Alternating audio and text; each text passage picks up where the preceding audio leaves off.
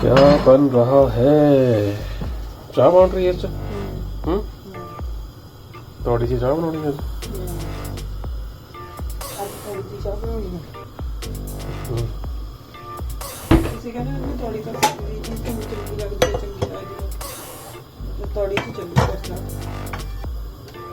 तौड़ी वाली चाह पीवांगे अज। लूण वाली चाह बनानी की बनाना की है?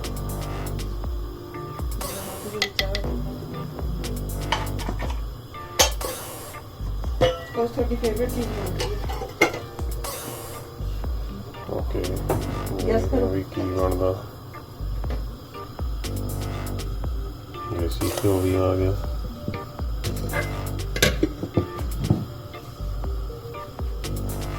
देसी घ्यो वाली चाह बनानी।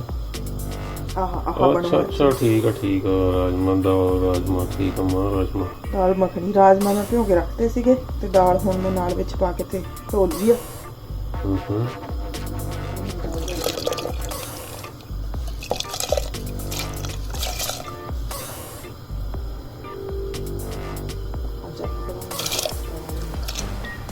दाल मखनी हाँ भाई दाल मखनी बन जा रही है। देखते हैं कितना बनती है। और आप इन्हें घट्टो घट मिलता ना 4-5 घंटे रखना भी उत्ते जितना टाइम हो।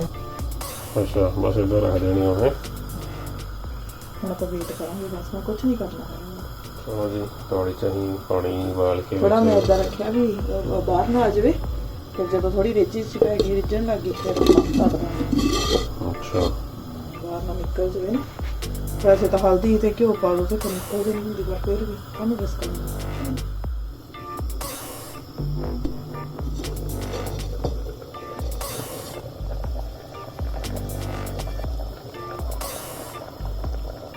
दाल साडी रचदी जाती है जी। आधा घंटा हो गया इनू रचदी नू।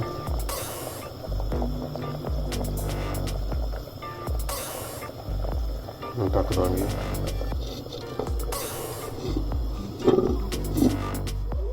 सो दाल साडी जी 2 घंटे असी रजाई आ। 2 घंटे पूरे 2 तो 2.5 घंटे रजी है दाल। हुण इनू आपां तड़का लावांगे। प्याज ते लसन आपां छड्डे सीगे। लसन ते प्याज जिहड़े आपां ग्राइंड करांगे।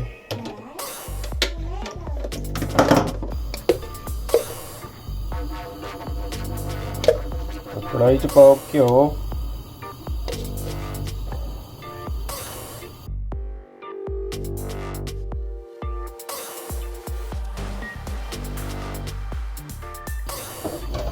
प्याज ते लसन आपां ग्राइंड कर लिया।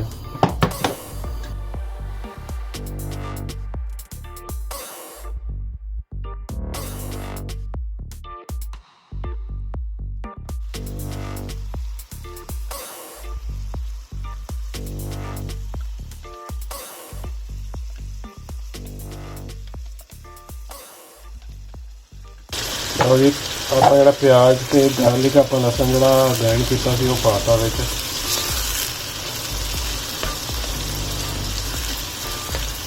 जोड़ा आप अदरक पाना है आप हाथ में कटांगे बरीक बरीक।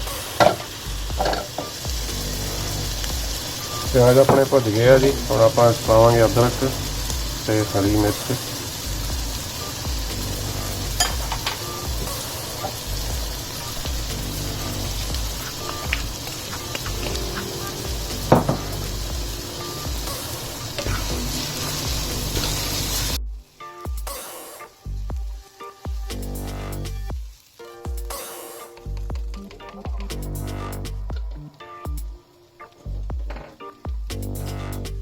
पावांगे टमाटर।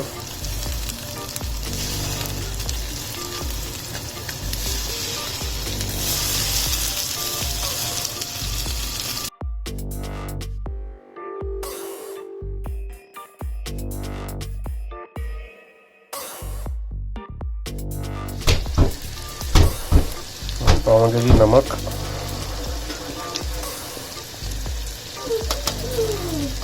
हल्दी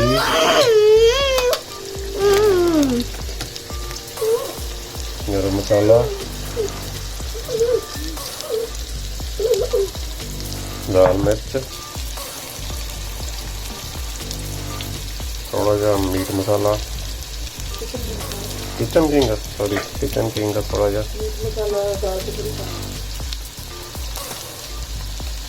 देगी मिर्च।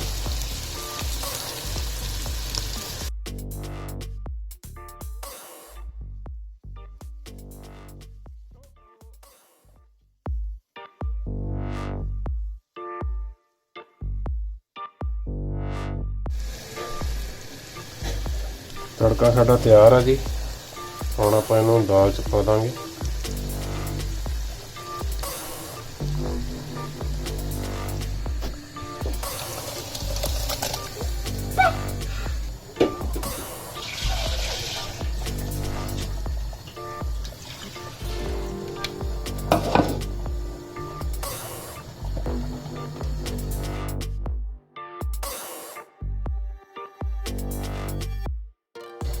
ਹੁਣ ਆਪਾਂ ਇਹਨੂੰ ਰਿੱਝਣ ਦੇਵਾਂਗੇ ਜੀ ਦਾਲ ਨੂੰ ਅੱਧਾ ਘੰਟਾ ਹੋਰ। ਹੁਣ ਆਪਾਂ ਇਹਨੂੰ ਥੋੜਾ ਜਿਹਾ ਚ ਪਾਣੀ ਪਾ ਕੇ ਇਹਨੂੰ ਥੋੜੀ ਪਤਲੀ ਕਰਾਂਗੇ, ਫਿਰ ਇਹਨੂੰ 1 ਘੰਟਾ ਹੋਰ ਪਕਾਵਾਂਗੇ।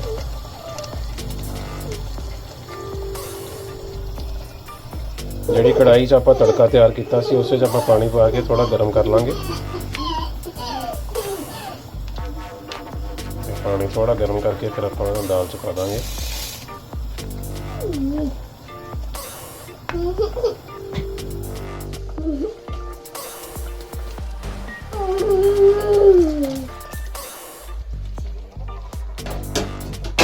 हम आप 1 घंटे तक इदा ही पकावांगे लो फ्लेम ते।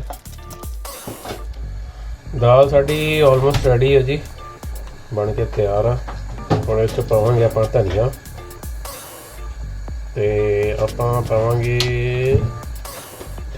मेथी, सुखी मेथी, कस्तूरी मेथी, और कस्तूरी मेथी ते आ गया हरा धनिया।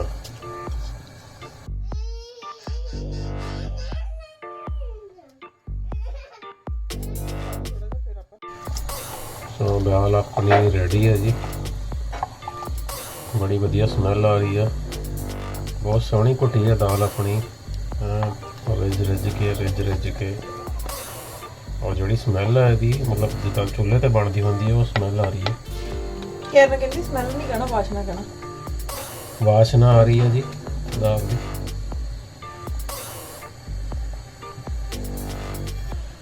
ਹੁਣ ਇਹ ਦੇਸੀ ਘਿਓ ਪਾ ਕੇ ਤੇ ਮੱਖਣ ਪਾ ਕੇ ਖਾਵਾਂਗੇ ਆਪਾਂ, ਨਾਲ ਤੰਦੂਰੀ ਰੋਟੀਆਂ ਖਾਣੀਆਂ। ਕੀ ਖਾਣਾ ਤੁਸੀਂ?